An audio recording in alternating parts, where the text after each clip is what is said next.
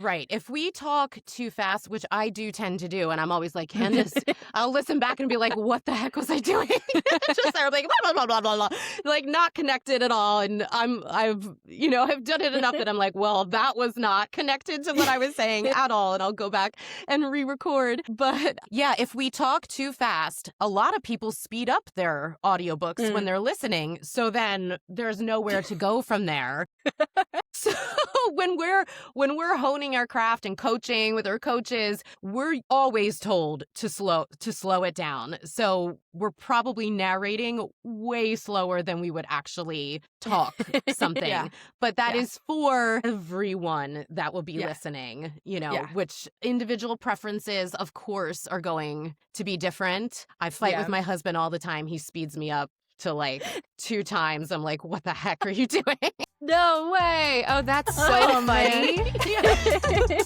He's like, my brain just works like that. And I get it. Hey guys, and welcome back to Untitled Work in Podcast. I'm your co-host, Darcy. And I'm your co-host, Lauren. And with us today is Candace Fitzgerald, an award-winning audiobook narrator, a voice actor, delivering thrills and chills from her professional home studio at the Jersey Shore. With over 100 audiobooks recorded, she's worked with publishing houses like the Penguin Random House, Hachette, Simon Schuster, and many more. She's especially passionate about accessibility in the arts and loves collaborating with independent authors and publishers alike. So Candace, before we dive in, what is on your TBR or your TBL, depending on which you prefer? That's a good, so many things. I will say it is so hard as an audiobook narrator to read what you may pick for yourself because I have to pre-read every book that I narrate. So I listen to a lot of audiobooks so that I can listen and read while I'm doing chores or whatever. I just finished the book Coffin Moon, which was narrated by Pete Cross, one of my mentors, and it was just a beautiful, horrific horror novel that just was everything. Dang. So I just finished that. I have been eyeball reading for, this is so embarrassing, 5 years now, House of Leaves, which, it's a daunting book to begin with, but I am determined to finish this thing. I just have not had any time to actually sit down and read it, so... I get that. That's fair. That's very fair. Okay, if you were to go on, a getaway, you're like, I'm going on a reading getaway, I'm going to finish this book, would you go to the mountains, or would you go to the beach, or where would you go? Oh, I live by the beach, and I am not a beach person. I would absolutely go to a secluded area in Iceland and watch those northern lights, have some snow, have some, mountains and seclusion, and that's where I would finish it. Yeah, love it. Sure. Nice. Love it. Yeah. It sounds like a research trip that needs to happen. Oh my gosh. That was Iceland. I have taken a trip to Iceland and I'm dying to go back. So that would be first choice. Amazing. So Iceland is the one that's less icy, right? Yes. Okay. Yes, that is correct. Greenland is very icy. and Iceland is less so, although they do have very icy, this is a very technical terminology for the country of Iceland.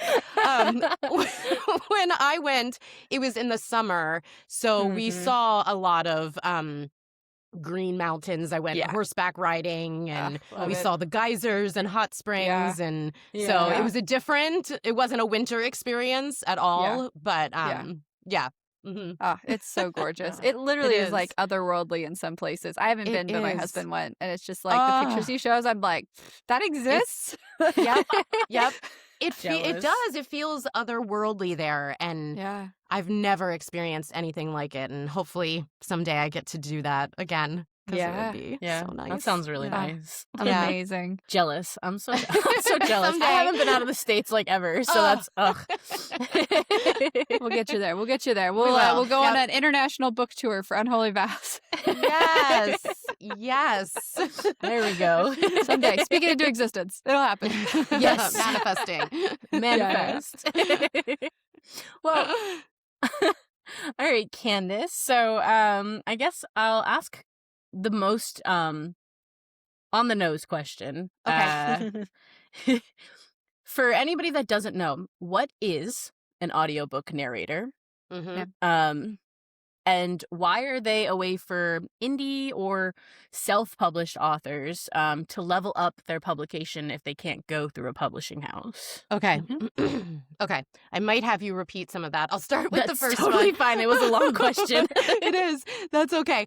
An audiobook narrator is, if you're somebody who has never listened to an audiobook, or you're an author who has never pursued an audiobook for your writing, we are somebody who narrates your fiction or nonfiction book. And we, at times, especially in the indie realm, are considered producers as well, because we take care of all aspects, the prep, the narration, the project management of the thing as a whole. If I'm working with a publisher, I take a backseat to that a bit, a lot, actually.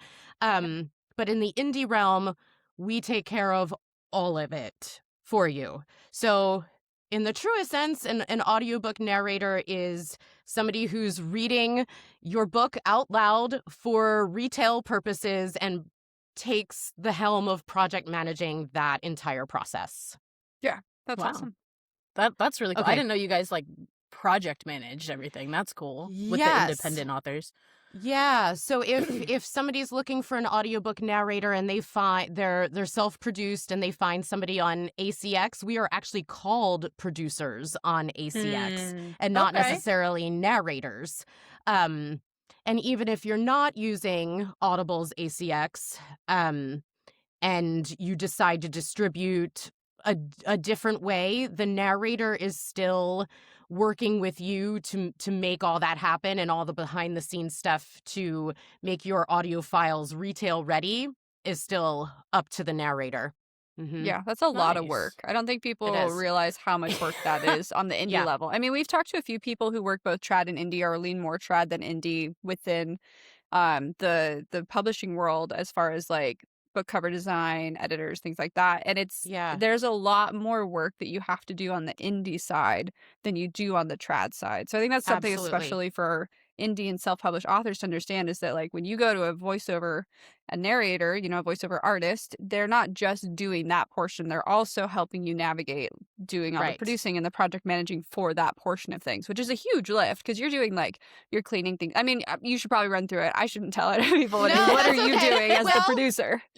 I could master and edit all of my files if I wanted to, but I believe that no narrator should proof their own work, just like an author shouldn't edit their own work, because I'm going to read the same mistake over and over again. So I need another set of ears. So I always outsource a proofer. And honestly, I can't remember the last time that I didn't outsource all of it, because my main job is a narrator and to breathe life and act the book.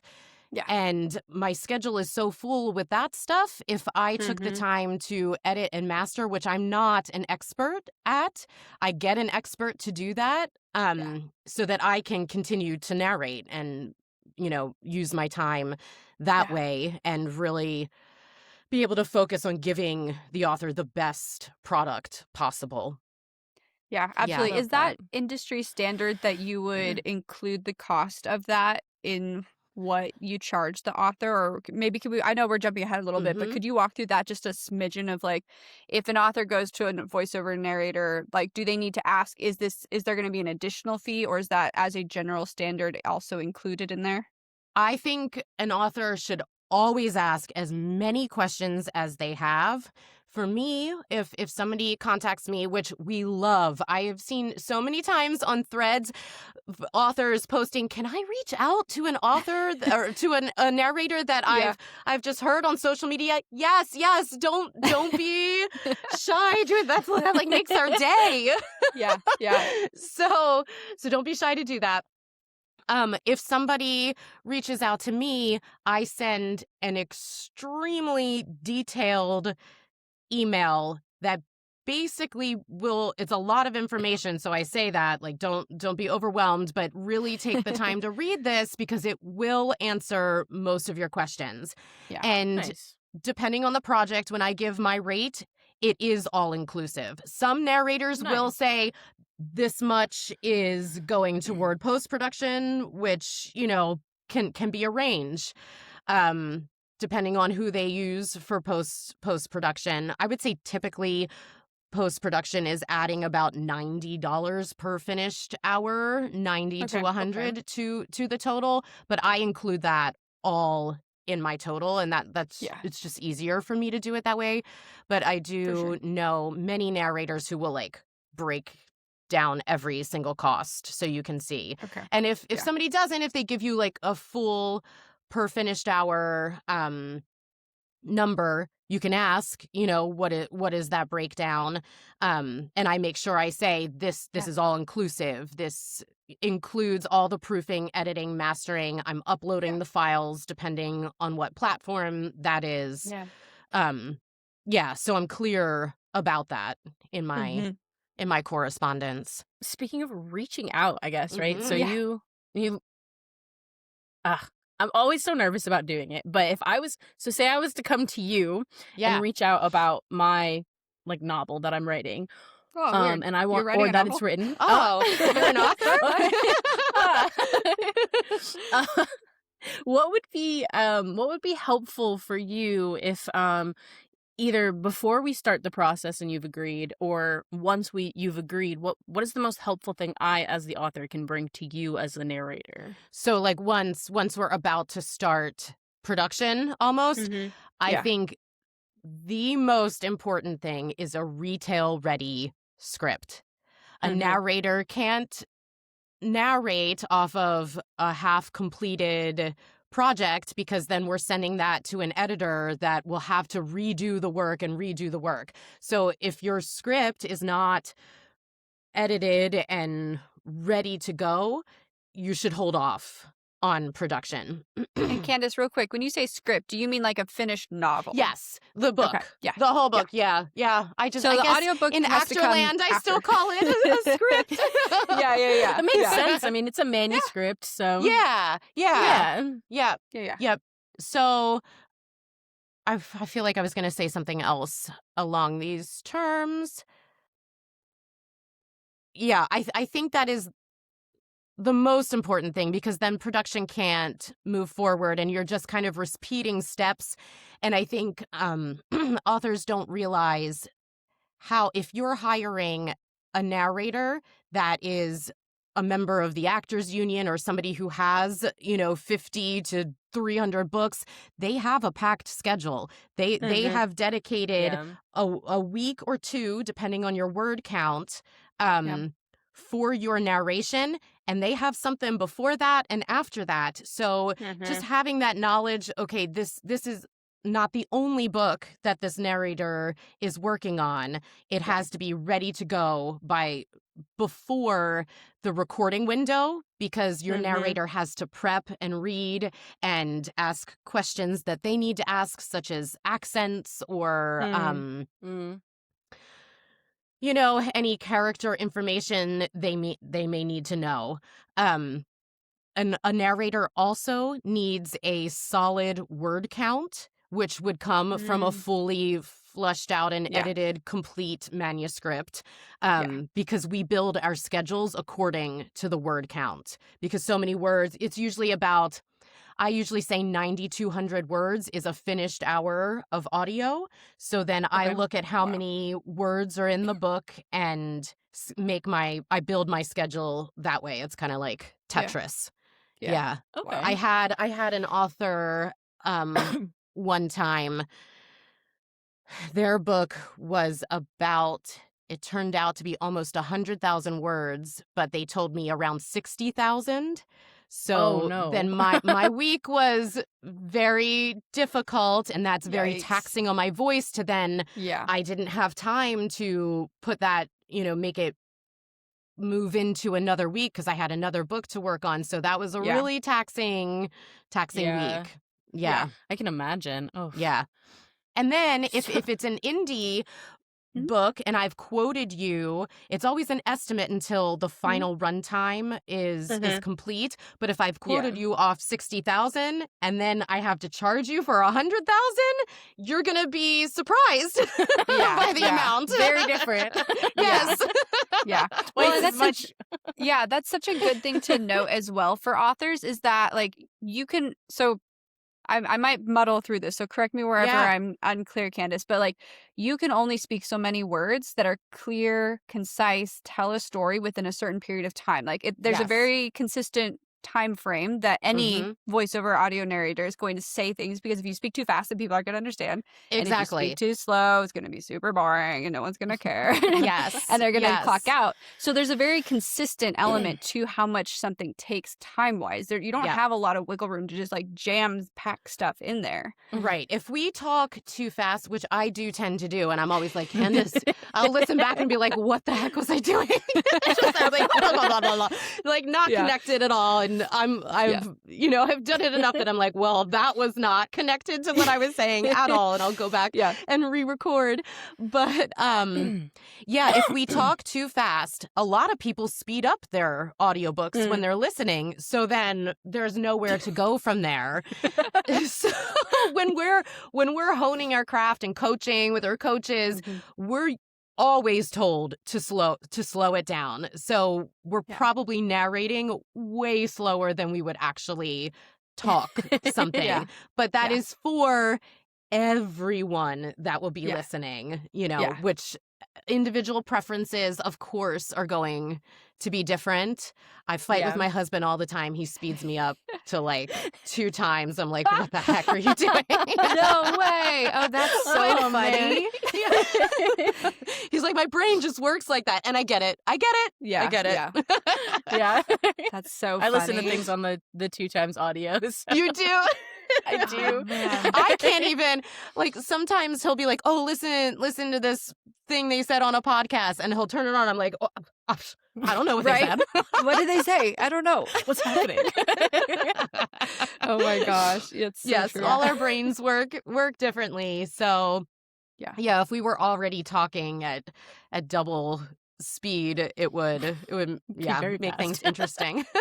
Yeah. Well, we'll see how all the people who are listening to this podcast on 2 times speed feel as they're listening to it on 2 times speed. It sounds good. Darcy's already listened to it. Oh, man. That's where I live, in the 2 times speed. So. I know. I don't understand how my brain doesn't stick as well. Yeah. School lectures in 2 times speed, and my roommate's oh my gosh. Are you understanding any of that? Yeah, right? Yeah, if I'm like watching a webinar coaching thing and I, only have a certain amount of time, I'll speed that up and just get the pertinent points. But if I am listening to an audiobook, maybe it's because I'm an actor and a narrator. Yeah.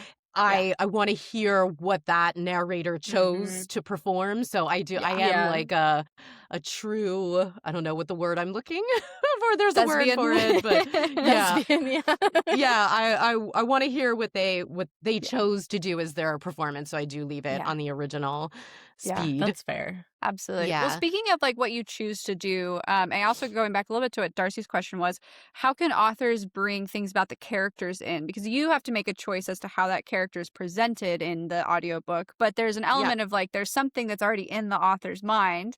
And it doesn't always, I mean, we hear this all the time when books turn to movies of like, that's not how I envisioned the character, or they don't sound the way I thought they sounded. Like, how do you navigate that? And what can authors do to help make it more cohesive with what their original vision is? Right. When I work with an author, after we iron out pretty much all the details in our email, I then send a welcome packet, which kind of also works as a contract along with ACX, or if we're not working on ACX, I will send the welcome packet as itself, which pretty much goes through all that again. And within it, I ask an author to let me know if, for any of their main characters, who they would cast them as an actor. Like, who do you see as this person? Or voice notes that are really important to you. I want to know all that up front. Yeah. Sometimes authors don't say anything, which is fine.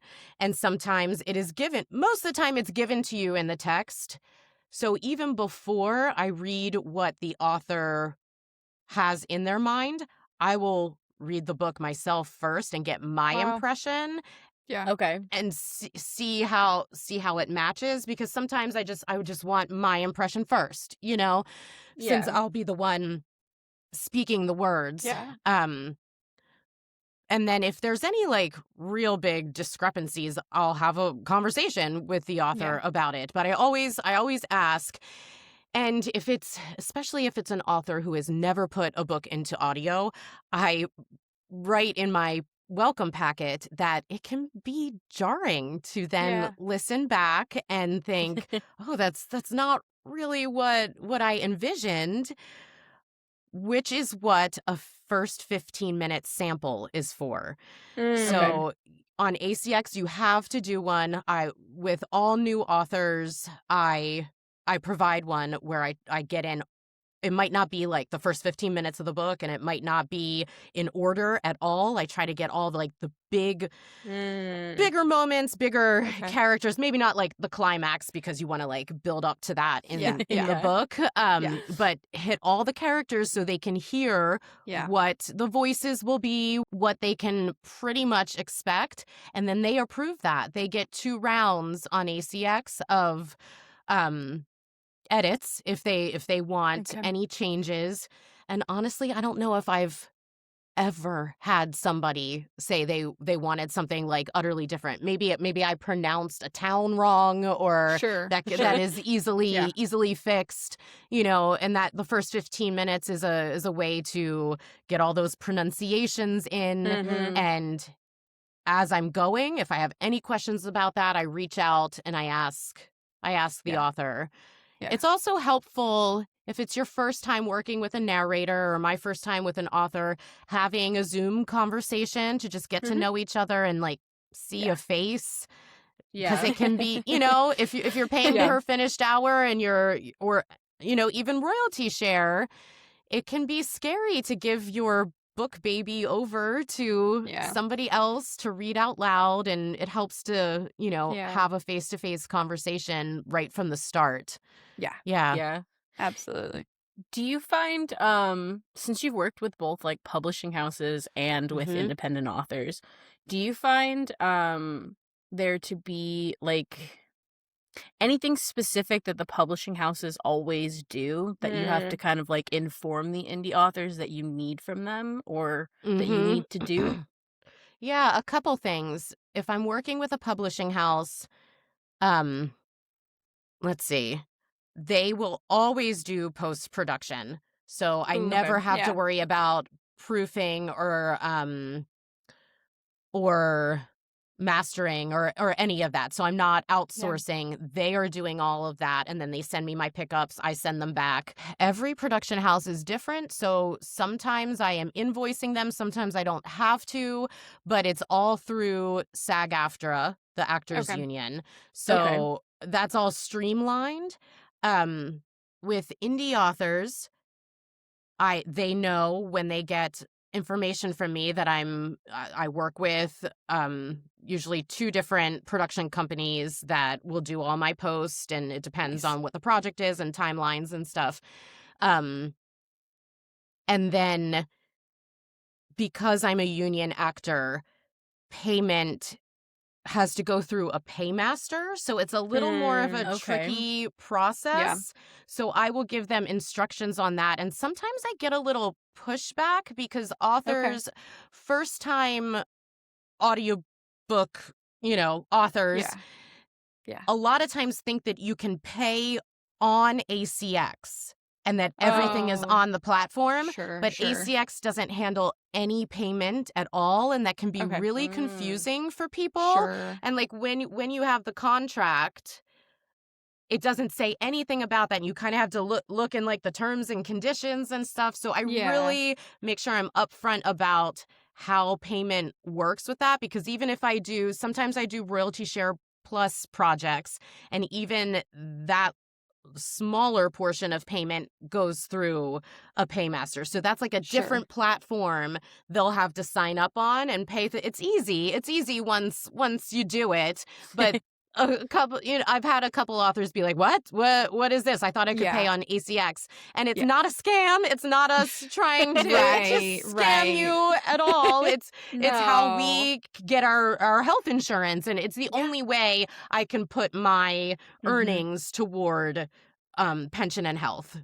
Basically. That totally makes sense. And I can see both sides of it. I can see the authors not knowing that information and being like, well, ACX is a name I know. It's a name I understand. So I feel like if I send it through there and something happens, like I can get it back or there's a safeguard, versus I'm sending it to this other random spot and I have no idea. But like as someone who's in a union, you have to go through a specific payment process to be able to cover all of those things. And so, I think this is, again, just a great example of like sharing information so the authors know, like, if you have someone that you're working with at SAG-AFTRA, it makes sense. Yes. And just for authors to be aware, narrators are freelancers. So we all do things differently. So if you're like, well, my last narrator didn't do it like that, it doesn't mean the narrator is like doing it incorrectly or trying to scam you. There's a lot of non-union narrators who might just invoice you, through QuickBooks or something. But if you're working with a union actor, it's going to be payment either through Elgin or Skywire are the two big ones that everybody uses, which can be tricky. The other thing that is different is I am setting the schedule for the indie production. So I will say, I need your script by this date. I will have your first 15 by this date. This is my recording window, which they don't really need to know what happens between the first 15 and then this is the date you get your final files.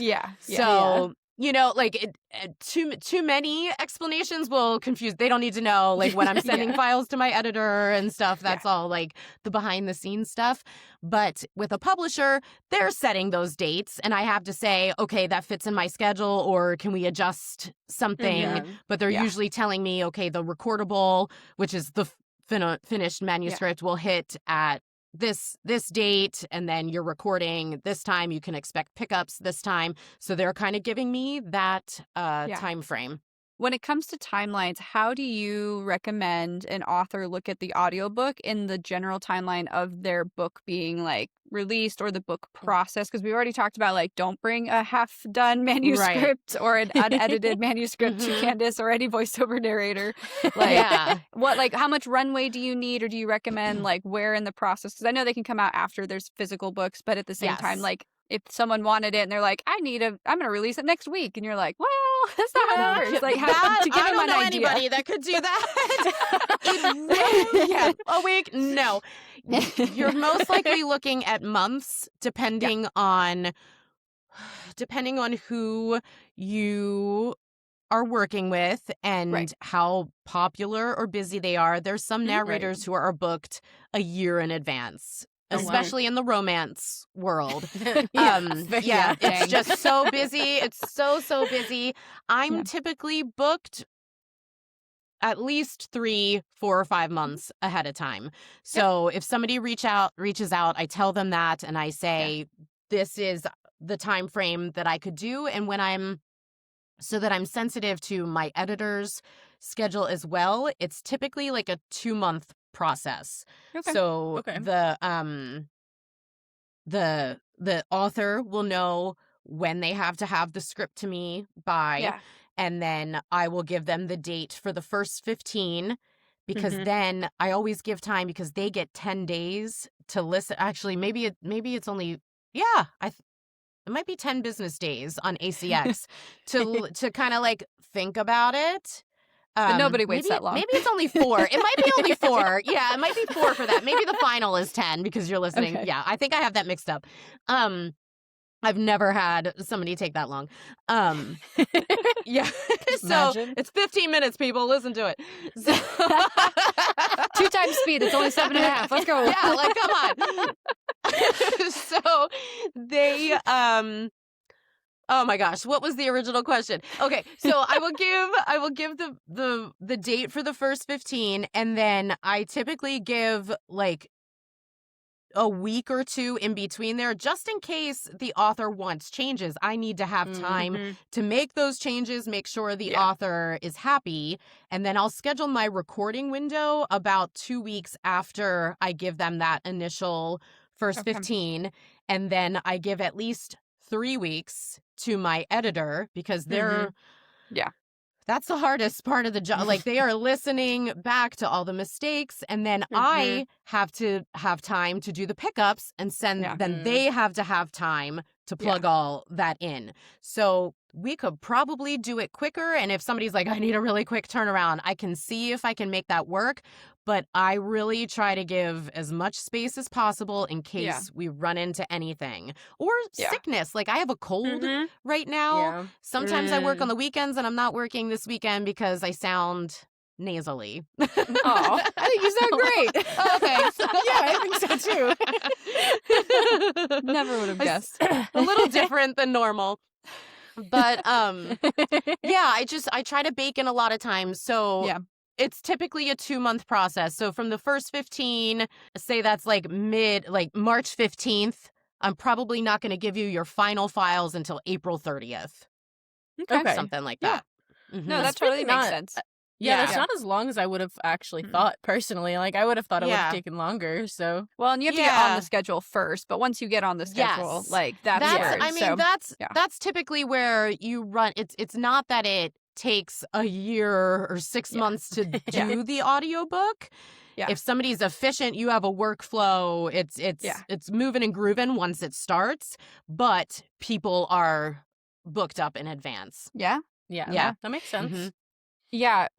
Speaking a little bit to that element of like when the audiobook comes out as well, what have you seen authors do both on the trad side and on the indie side as far as releasing audiobooks go? Do you tend to see one of those realms release it at the same time or sooner or later? Do you see a pattern when it comes to release timeframes with those? And then also, could you talk a little bit about why it might be helpful for a self-published author to have an audiobook? Because I know that sometimes people look at it as like, it's just an extra expense, I can't afford it, and there's a validity to that, but like what are the benefits of setting that up as a like goal to hit as an author? Accessibility.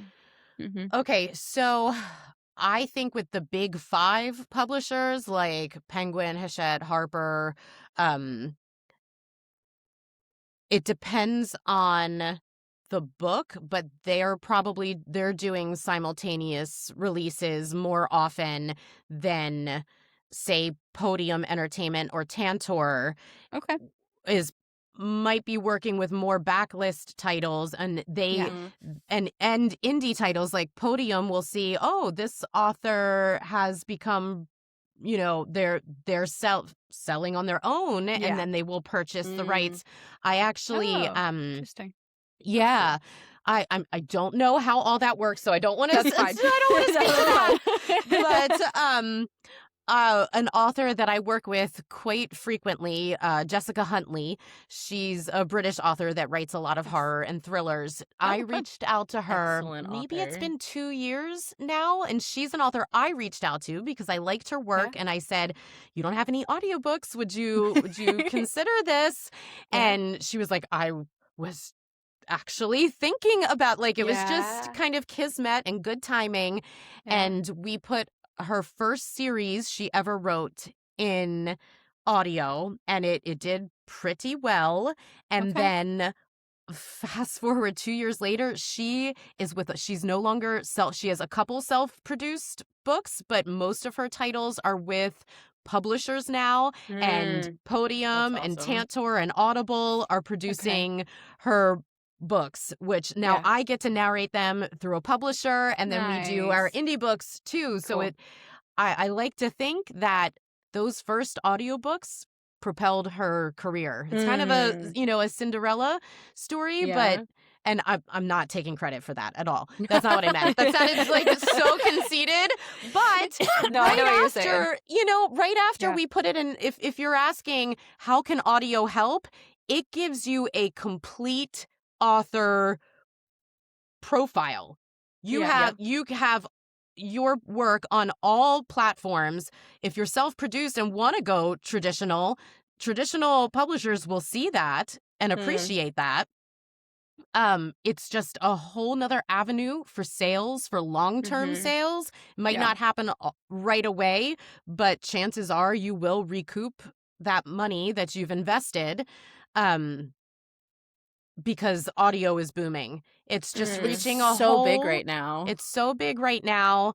I think it's a great way to say, hey, I'm an author that supports the arts and anti-AI and supporting human voices. Yeah. It's ready-made social media. You can, do things, do lives with your narrator. You can post snippets. You can, it's just a whole other avenue to sell your book, and you're reaching a whole other network of readers. People who don't have time to sit down and read, that listen to books on their commute, might discover your book, and then they like it and buy all your other books, So I think it can really help in that way.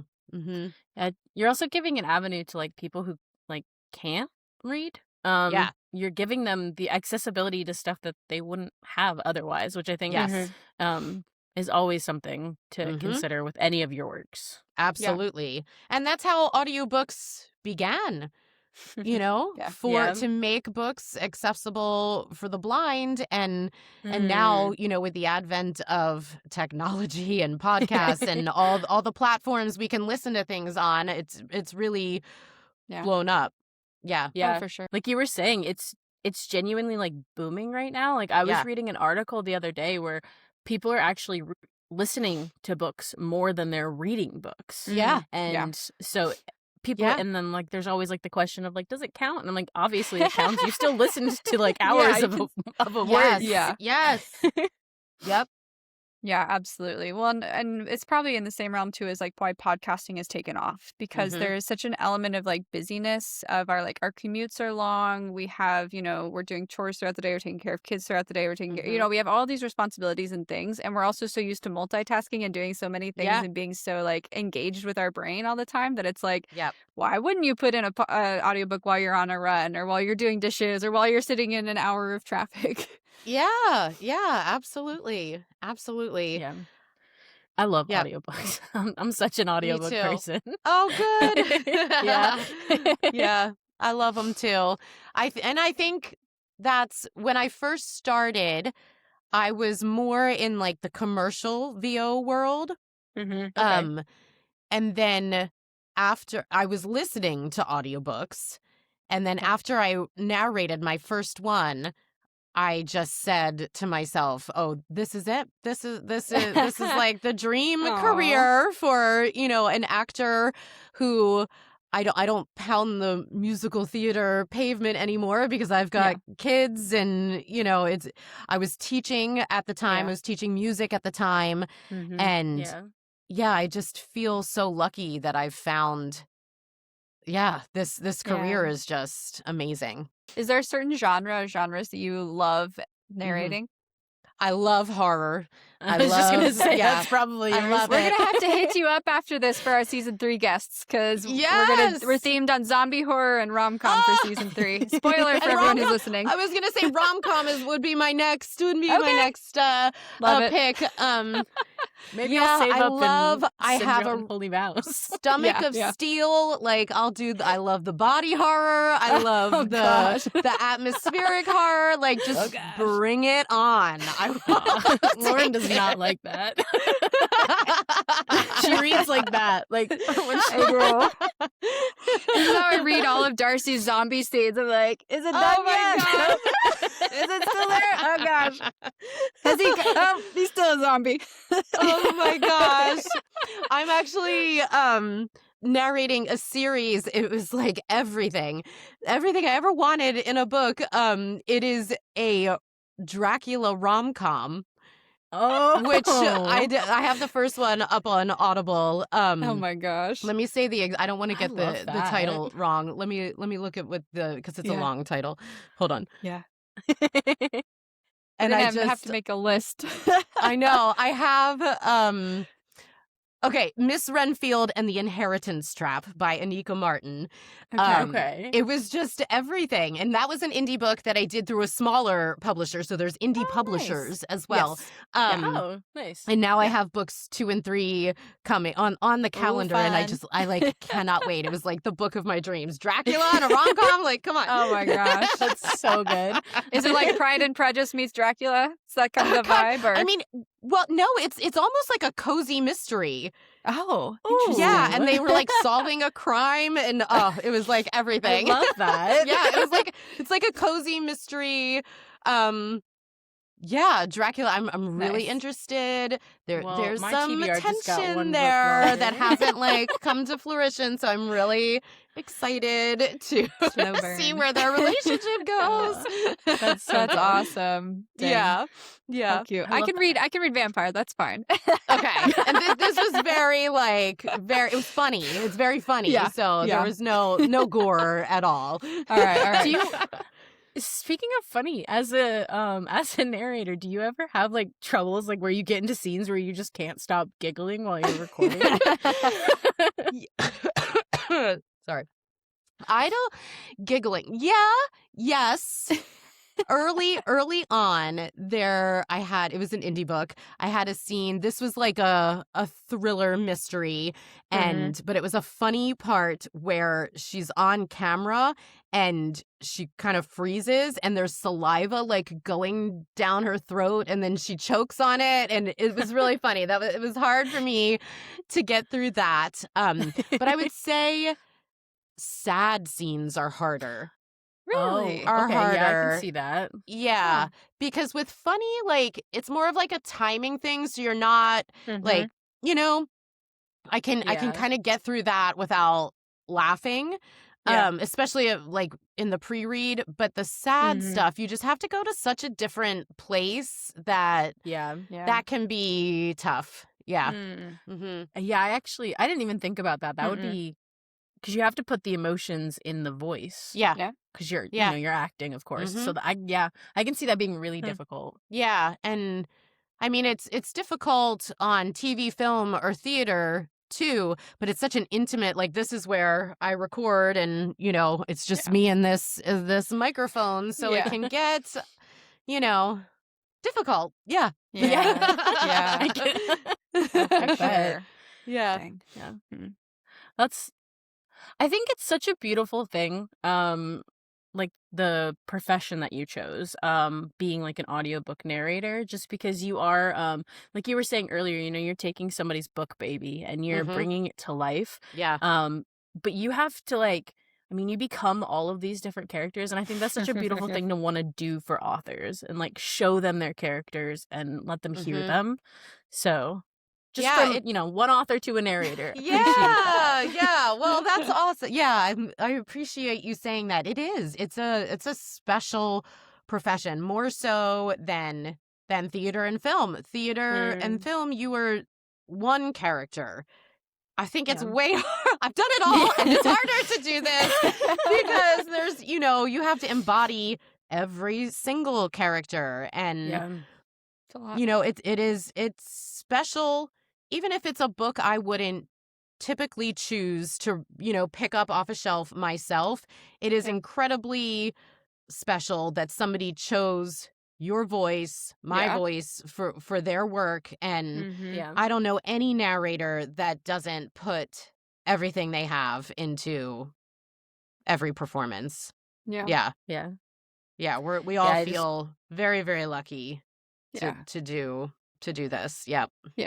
Well, and you're the first iteration of that character people hear outside of their head or see out. You know, like they're not seeing it. Obviously, it's an audiobook, but you're the first iteration of somebody else telling them who this character is or what they sound like or like some semblance of their like essence.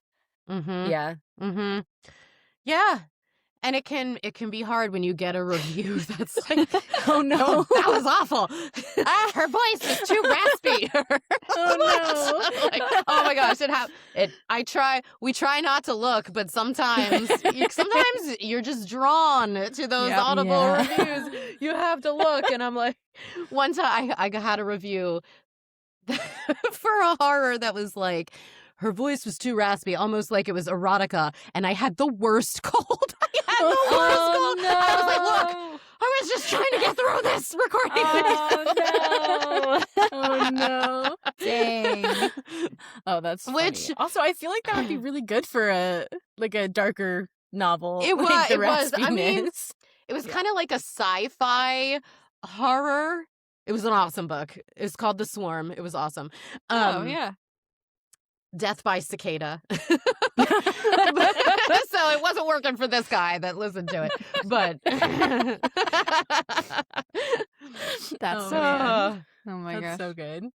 Do most people listen to audiobooks on like ACX, or are there other sites that people? Where do people listen to audiobooks usually? So you can't listen to audiobooks on ACX. ACX is just Audible's distribution platform for indie authors. So that is where we upload it, but depending on your contract that the author chooses, if it's exclusive, it will go on Audible, iTunes, and why am I blanking on the other one? Audible, iTunes. I'm completely blanking. One other thing that's like Amazon owned.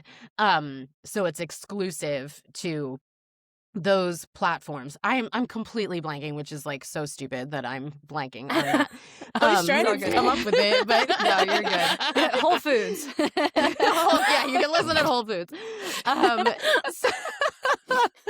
So if it's an exclusive contract, which all royalty share, if you're like, I cannot pay per finished hour up front, I need to share royalties with a narrator, you can only do an exclusive contract. So it will only be on Audible and iTunes. Forever? And the other thing I can't remember. For 7 years. That's the contract. Dang, and if it will just keep renewing and renewing and renewing. If an author would, this is important to know, if an author would decide, hey, I want to go exclusive or non-exclusive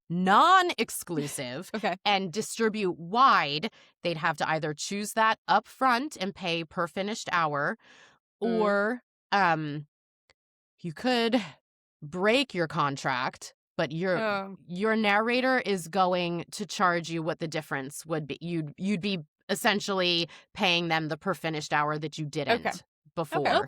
Yeah. That's so you'd have to work that out with a narrator, because then if you're breaking that contract, they're losing out on any potential royalties and worked for free then.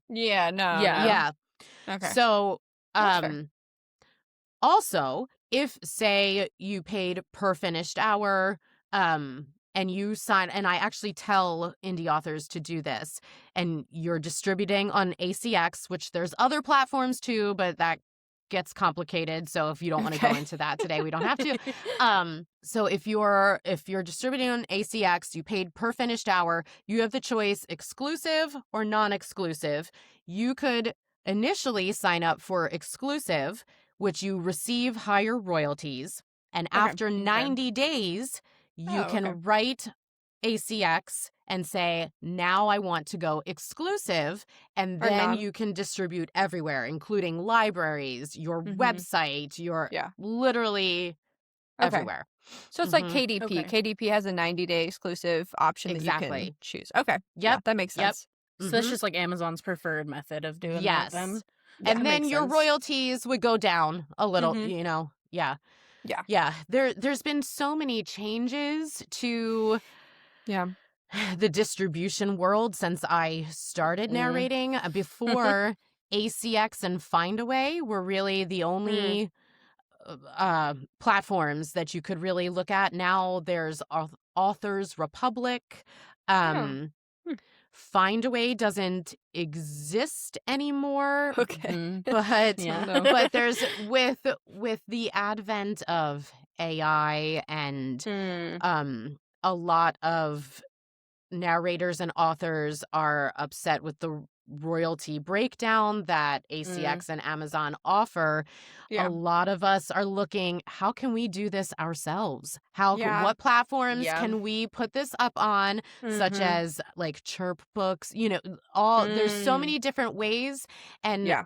narrators and authors are finding, if I do this myself, I can make more money than just going with the easy ACX Audible option. Yeah, absolutely. But that's like a whole very complicated thing that I am not an expert on. If an author wanted to do that, I would absolutely be willing to research and look into all the options and really make sure I knew what to do before we did anything. Yeah. It's surprisingly similar to like the audio world is surprisingly similar to like the book world, how like so many more people are going the indie route, and they're publishing themselves like through other companies, because I know like Amazon's a big one to publish through, but I know a lot of people who are just, they're sending it off and printing it, and they're doing it themselves. Like they're not even going through Amazon anymore. Well, especially with the new AI policy that Amazon just put into place of like, I don't know the specifics of it, but the gist that I understood was that basically if you upload your book through Amazon to be sold or to go through KDP, one of the others, like they can now use it to train AI.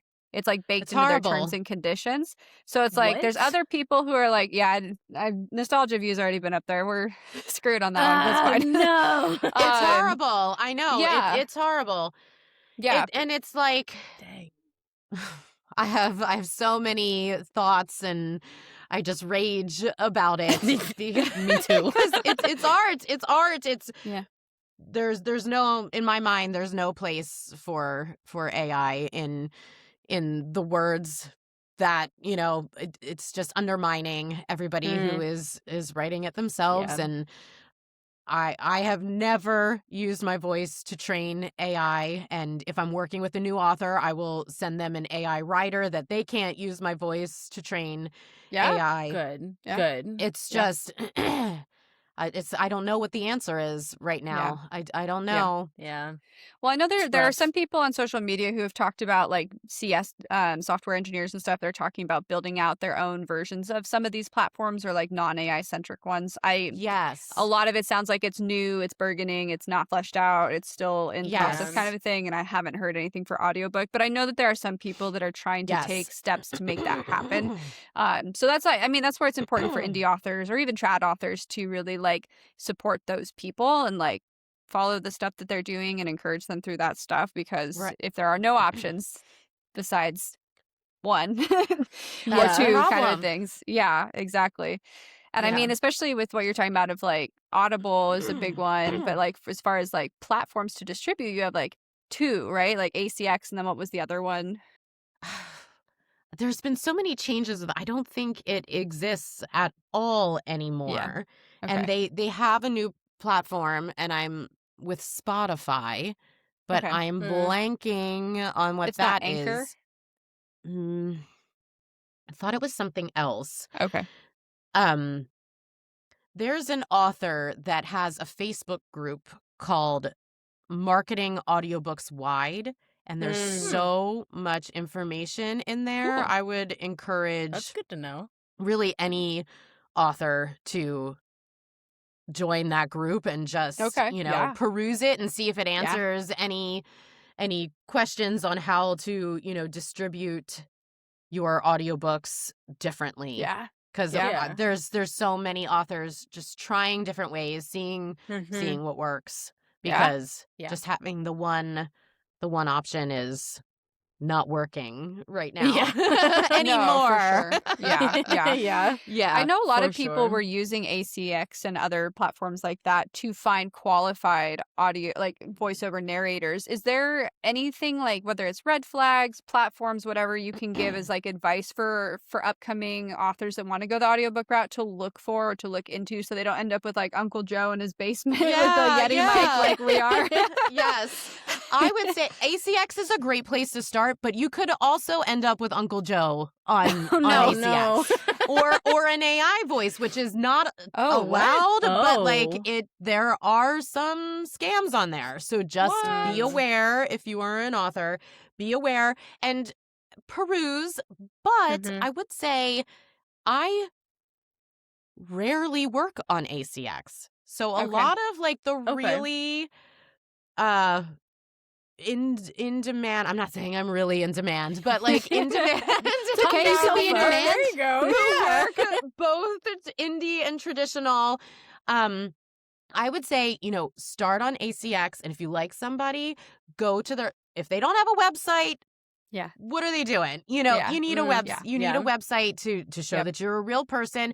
Search their name on Audible or Libro FM and see. Audible will have anything that was exclusive ACX contract, so it might have more titles than Libro, because that would have to be a wide distribution.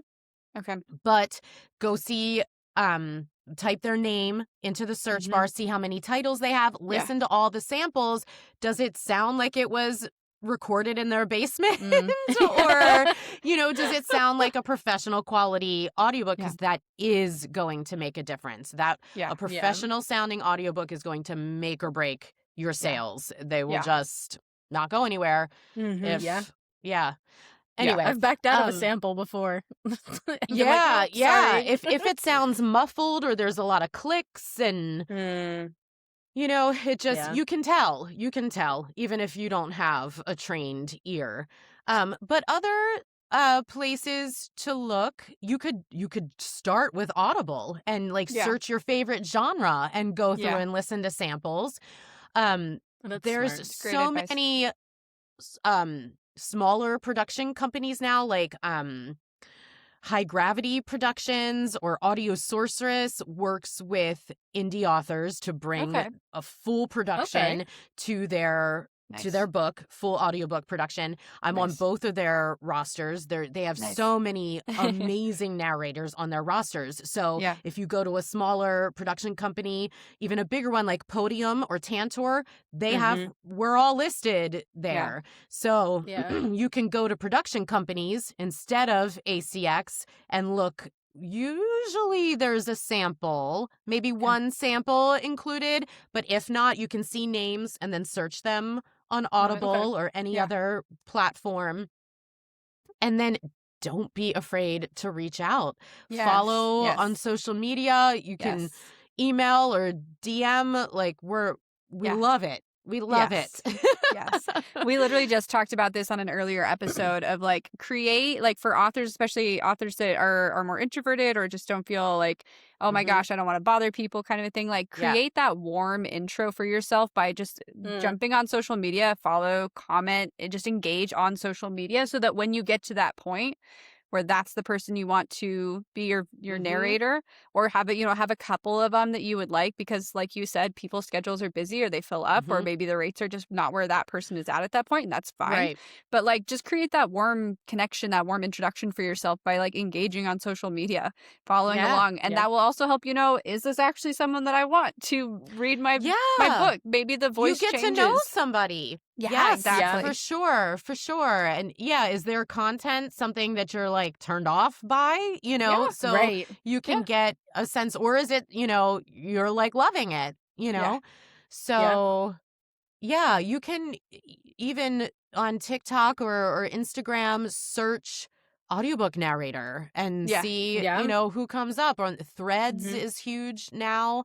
I met Ellis Hart. I narrated his debut horror novel, and we just randomly started talking on Threads and clicked, and it happened like that. Yeah. Love it. Threads is a good place for that. I've been noticing. That's where we've gotten to meet some of our people. So Yeah, absolutely.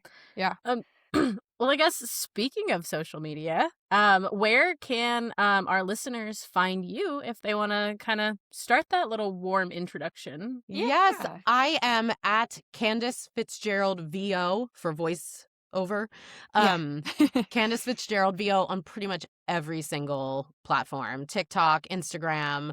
You can find me on LinkedIn, Facebook. Everywhere. Threads. That's me. Threads. Yep, exactly. Yep. Exactly. I do have a romance pseudonym, so I keep any Candace narrates pretty much anything, and clean romance, closed door romance, but anything spicy goes under Helena Walters. So you can find her at Helena Walters Narrates. She's on Instagram, and that's pretty much it. I'm mostly on Instagram, but I wouldn't say I'm horrible at social media, but it's hard for me to find the time. So I focus on Candace's, and we kind of just like collaborate on everything. So like, and I'm not secret about that Helena at all. Okay, so that's good to know. Go find her too. Good to know. Good to know. Yeah, that's also very fair. Social media takes a lot of time.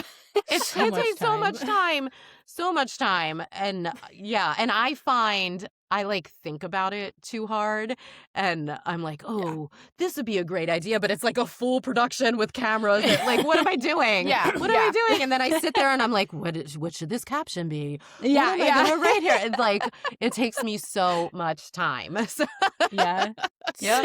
media is so rough. It is. I lucked out. Lauren makes all the posts, and I just copy and paste. Yes, pretty much. I don't touch TikTok. That's Darcy's realm. But speaking of TikTok, Darcy, where can our listeners find you?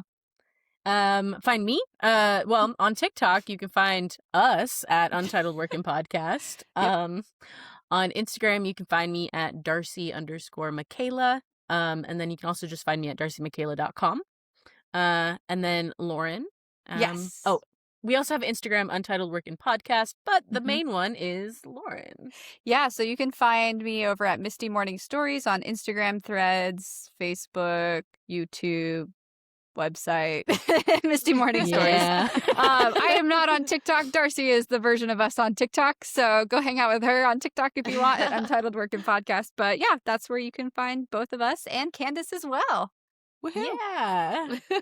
Thank you so much for coming on. This was amazing. Yes, I think so much great insight. Yeah. Good. I'm glad it was helpful.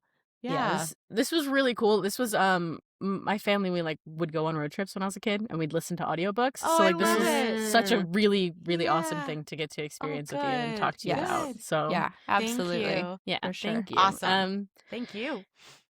And I guess I'll end us out. I'll sign us out. I'm so bad at this, and then one of these days I'll transition this outro. You've got it. All right, guys. Remember, everybody's a work in progress. It's a process. We'll see you next week. Bye, guys. Thank you, Candace. Thank you. I was talking before you got on that your name is also the name of one of our side characters in the book that we're writing. And we were like, oh my gosh, Candace is joining us. Wow. So just the first name or also Fitzgerald? Just the first name. Just the first name. It's not a yeah. very common name. So I think maybe I've only narrated the name Candace once, and it was like an evil side character. Oh, no. This is the best friend sidekick. Oh, I love it. She's a favorite of mine that we made. So yes, Darcy loves that character. Love it.